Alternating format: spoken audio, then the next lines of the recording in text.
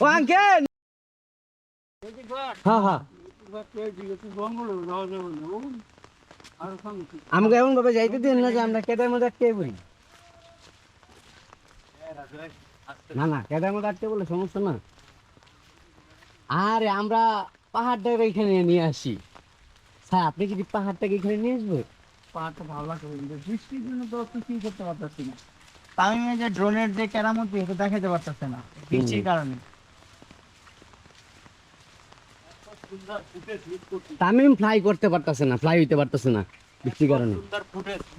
তোরা ক্যামেরার সামনে পেছনে কথা কষ্টের লেগা। হয়তো কইছে আমার কথা কইতে এদিক দিয়া।